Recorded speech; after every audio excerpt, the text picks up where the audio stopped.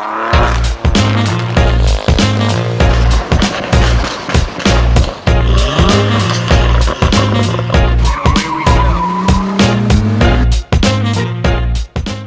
is up, YouTube? Today we're going to do a 50,000 mile review of my BMW 135. We'll talk about all the issues I've had with it, though very few, but the issues I've had with it, the things I've loved about it, the things that have been problems that might be my own fault, and in general, just how good the car is. So to start it off, we're going to go through the list of problems that I've had with the car since I've owned it. There's only been 3 major problems since I've had the car. One is my own fault entirely, but was easy to solve. So let's get into it. First thing on the list of problems was and this is the only real problem that was a, if you might, manufacturing issue or design issue. I had a coolant expansion tank fail. This is a common problem on these cars. So my car is a 2011 BMW 135i with the M Sport package and just about every option you could get from BMW except for the Harman Kardon stereo. So I have comfort access, I've got nav, the DCT, all the different bells and whistles. I found out that I had a problem by my coolant light came on, check coolant level, you know. It's a simple enough problem to have. I wasn't sure what the issue was, but I did find coolant sort of all over the right front side of the engine bay. And upon further examination, I established that it was either the coolant expansion tank, one of the hoses associated with coolant getting to and from the tank, and or possibly the radiator, the top connection for the radiator line that runs to the engine.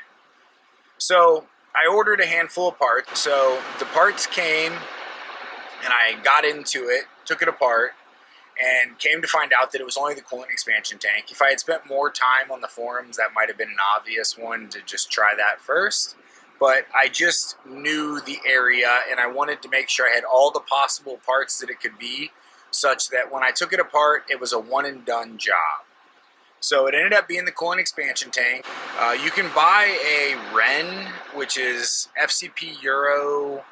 It's from FCP Euro. I don't know much about the brand, but that's only 67 bucks. I ended up putting a genuine BMW tank back in the car because I didn't want to have potential issues in the future.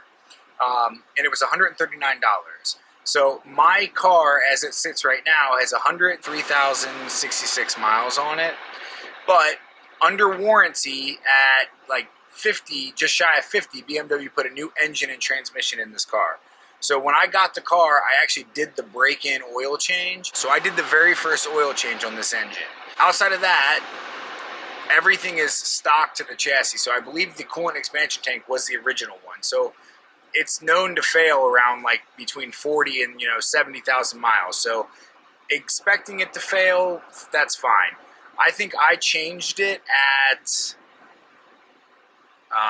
between 80 and 90,000 miles. I don't remember exactly, but I changed it, went ahead, haven't had any issues since. So the next issue that I did have, and this is, again, this would be related specifically to my model of car because some cars might not even have these modules, but my comfort access module failed. What ended up happening, at one point, my comfort access went out. I stopped being able to start my car with just having the keys in my hand. So I was putting my keys in the dash. And then one night I was driving on the highway, and this was prior to solving the problem, like in that first few days. I was driving down the highway, and all of my instrument panel, my nav screen, my radio, the climate control, everything shut off. It was just all black. So what ended up happening is I had a seal go bad on my rear bumper, and that allowed water to get in through the rear bumper. It went through the frame and got up into the pocket on the rear right side of the trunk where my comfort access module was sitting. That module was then essentially sitting in a puddle of water and short-circuited. In short-circuiting, it caused a plethora of other issues only because modules couldn't talk to one another. So there was no other issues other than the comfort access module, but it made a ton of stuff stop working right. Simple enough fix.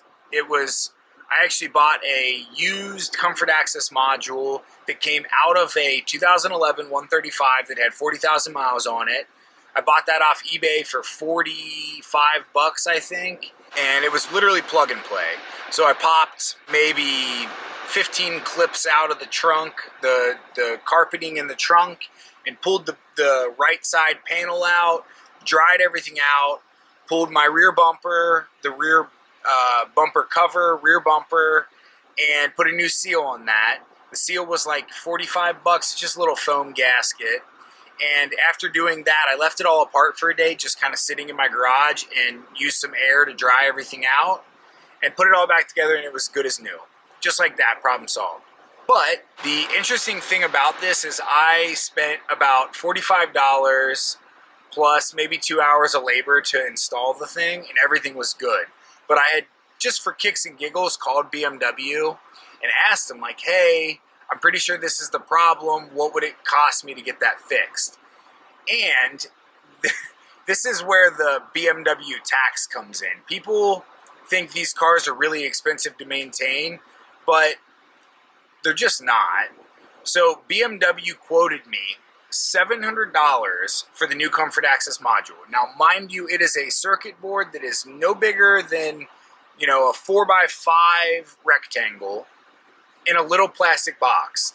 It probably cost BMW a few bucks to manufacture this part, and they wanted $700 for it.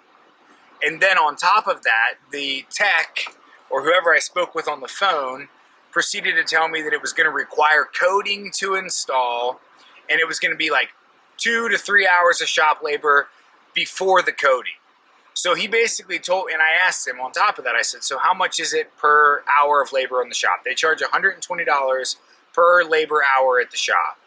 So he basically told me it was going to be $700 and something for the module, plus 2 to 3 hours of shop labor. So we're already at $1,000, and that was prior to coating. He said it would require coating as well. I knew going into it that it was a non-code item. It's plug and play. If it's the right model number part, it's plug and play. So when the guy told me this, I just kind of laughed and said, okay, thanks for your time. Later. Bought the parts, got it in, no issues. So the next issue I started to modify my gauge cluster. I bought M gauge faces, so they match pretty closely to what the 1M gauge faces look like. In taking the needles off the gauge cluster, because to change the bezel face, it's really simple. You just pop it apart, pop the needles off, stick the new one in, clip it all back together, put the needles back on, and put the face back on. Should be a really simple thing to do, but in popping the needles out, if you don't do it just the right way, you'll destroy the stepper motors that drive the needles. Unfortunately, I did do that. So I just wasn't sure the right way to solve my problem yet. So I just bought a new gauge cluster because I needed my gauge cluster to work. I mean, literally nothing worked. During running the new gauge cluster, because it wasn't virginized, I had the tamper dot, and I wasn't able to see what gear I was in when I was shifting. So I'd shift my car and I couldn't see what gear I was in, which seems like a not important problem, but it's actually more annoying than you would think. Long story short, the final solution, there's actually this guy, Clusters and Coding. I found him on Instagram. He does phenomenal work, and basically I was able to send my gauge cluster to him, and he put new stepper motors in and went ahead and installed my gauge faces, and he painted my gauge needles red. So on the non-M cars, the gauge needles are just white, but on the actual M cars, the needles are red. It's a subtle thing. It makes a difference in how it looks. So he charged me $50 for the stepper motors. I think he only charged me for the stepper motors because he had to take it all apart anyway. So he's like, well, since you're sending me the gauge faces, $50 for the stepper motors. I got to take it all apart anyway so I can throw those in while it's apart. So he's a great guy, extremely knowledgeable. If you're ever looking for gauge cluster work or coding, he's definitely the guy to chat. Like the amount of knowledge this gentleman has with regards to these cars was awesome. I had like an hour conversation with him after I got my parts, just telling him how great everything looked, and we just ended up talking for an hour just about random things I wanted to do with the car and like the best ways to go about them. Anyway, that ended up being $50 to repair it correctly, but I had purchased a like $135 gauge cluster off eBay that I could sell back out and recoup that cost. I just haven't done it. So I'm kind of sitting sunken costs on like $135, but I could get that back if I were to recover it. Outside of those three issues though, one of which is my own fault, I have not had a single problem with this car.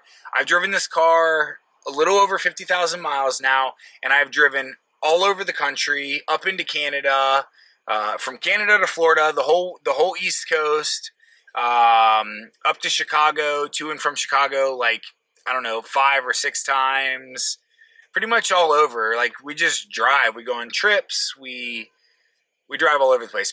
It's been a phenomenally reliable car. Honestly, I can probably say that this has been the most reliable car I've ever owned, because the issues I've had were so insignificant and easy to solve, honestly. I mean, I've not really had any serious problems with this car, knock on wood, but it's been a phenomenal car.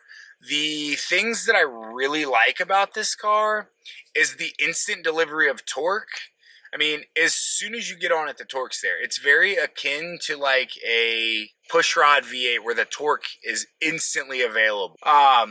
It's been great. I wish it had more tuning potential. So mine's the N55, and that engine has slightly less tuning potential than the N54, which you can make 500-600 horsepower easy with like maybe $1,500. And another thing that I don't like about this car is my ring gear in my rear differential is welded to the diff. So this car has an electronic LSD and it works well, but it's still an open diff car in my opinion. So in order to make it a true LSD car, I would have to send off my differential, have it machined. But really, like, that's the only issues I have with the car. I'm kind of over the dual clutch now. But the dual clutch is definitely better. Like, it's faster, it's fun, it makes the right noises, and it's just good. But it's just not quite as playful as if I had a manual. I don't have a clutch pedal. That's like my biggest thing. And you can't bounce it off rev limit. So I've been like driving aggressively before, and you get to red line, and like, let's say it's right before a corner, and like under normal circumstances, it might make more sense to just bounce it off the tack for a second. You can't do that with this. It automatically shifts if you hit it, and then you're coming into the corner and you're immediately downshifting. It's just not ideal.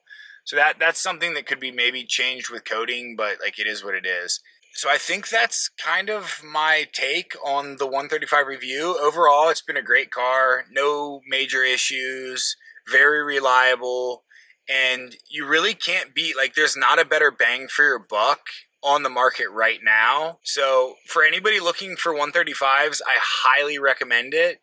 And I also would say the N54 had potentially more issues than the N55. So this might be specific to my model that I've had such a reliable car. All in all, it's been a great car. So don't forget to like, comment, subscribe, and I'll catch you in the next one.